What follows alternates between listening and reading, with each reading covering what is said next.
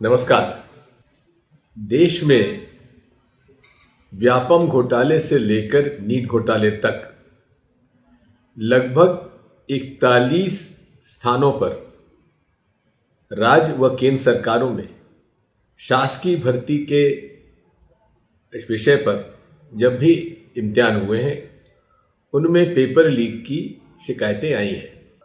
यदि हम वापस जाएं व्यापम प्रकरण में तो सीबीआई को माननीय सुप्रीम कोर्ट ने केस सौंपा था, लेकिन स्वयं सीबीआई ने जिस प्रकार का इन्वेस्टिगेशन किया उसमें उन पर खुद पर भ्रष्टाचार के आरोप लग चुके। पूरी तरीके से सुनियोजित ढंग से इस देश में जितने भी या तो रिक्रूटमेंट के लिए या नीट जैसे इम्तिहान के लिए, जिस तरह से इंजीनियरिंग और मेडिकल कॉलेज में भर्ती के लिए होते हैं, क्लैट में होता है, ऐसे लगभग 41 प्रकरण सामने आए पिछले 5 सालों में। और इसमें दुख इस बात का है कि प्रधानमंत्री जी आज चुप है।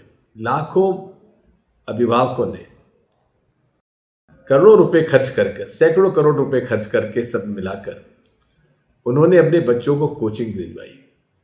कोचिंग करने के बाद जिनको कि छात्रों को ज़्यादा नंबर मिलने चाहिए थे, जो कि एम्स में भर्ती हो सकते थे, वे आज इस घोटाले की वजह से पीछे रह गए। यहाँ तक बताया जाता है कि एक छात्र जिसको कि 720 नंबर नीट में आए हैं, वो हायर सेकेंडरी के इम्तिहान में फेल हुआ है। अब आप समझ सकते हैं कि जो व्यक्ति हायर सेकेंडरी का इम्तिहान पास नहीं कर पाया, आज वो एम्स में भर्ती होने के लायक नीट एग्जाम ने बना दिया है।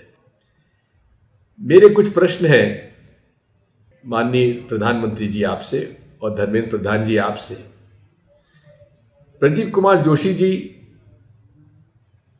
यूपीएससी के अध्यक्ष रहे, आज एनटीए के वे अध्यक्ष बनाए गए हैं। उसके पहले वे मध्य प्रदेश और छत्तीसगढ़ के पब्लिक सर्विस कमीशन के चेयरमैन रहे हैं।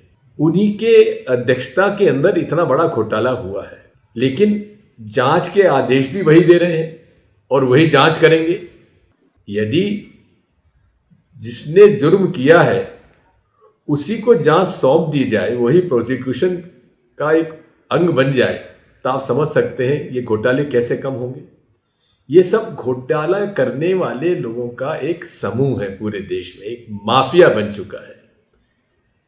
जिस दिन नीट एग्जाम हो रहे थे, बिहार में मामला पकड़ा गया, पुलिस में रिपोर्ट दर्ज हुई, गुजरात में शिकायत दर्ज हुई है।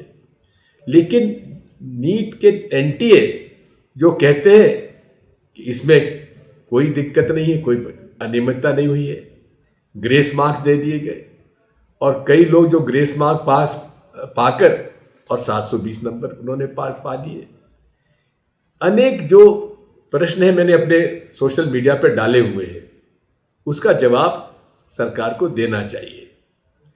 मैं तो कहूंगा कि माननीय प्रधानमंत्री जी, यदि आप वाकई में इस देश में निष्पक्ष भर्ती अभियान चलाएंगे सरकारी नौकरियों में, तो आपको तत्काल जितने भी डायरेक्टर्स हैं और जो चेयरमैन हैं एनटीए के, उनको तत्काल वहां से हटाइए और उनके खिलाफ कार्रवाई करिए। मैं ये भी मांग करता हूं कि टेक्निकल फॉरेंसिक जांच पूरी इसके इम्तिहान की होना आवश्यक है, जिससे कि दूध का दूध पानी का पानी हो जाए। मैं आज इस अवसर पर माननीय प्रधानमंत्री जी आपसे ये भी अनुरोध करूंगा कि इस पूरे नीट इम्तिहान को आप कैंसिल करिए और फिर से इसका इम्तिहान करवाइए, क्योंकि जो लड़के 720 नंबर पा गए हैं वही आज पूरे के पूरे एम्स पे कब्जा कर लेंगे। आप समझ सकते हैं कि एम्स जो हमारी एक प्रीमियर इंस्टीट्यूशन है देश की और अंतर्राष्ट्रीय क्षेत्र में उसका नाम है, उसको भी आप लोग ऐसे लोगों से अगर भर्ती कराएंगे तो हालत क्या हो सकती है आप समझ सकते हैं। इसलिए साथियों, हम सबको इस घपले के खिलाफ आवाज़ उठाना चाहिए और इस घपले के खिलाफ आप न केवल आवाज़ उठाएं, लेकिन जन जन में जाकर इसको हमें एक्सपोज करने की आवश्यकता है, इसे उजागर करने की आवश्यकता है। और हमारी सहानुभूति पूरी उन सब हमारे अभिभावकों के साथ है, उनके माता पिताओं के साथ है, जो बच्चे कोचिंग 2-3 साल से कोचिंग करने के बाद भी इस घोटाले में फंस गए और वे आज नीट एग्ज़ाम क्लियर नहीं कर पाए। बहुत बहुत धन्यवाद।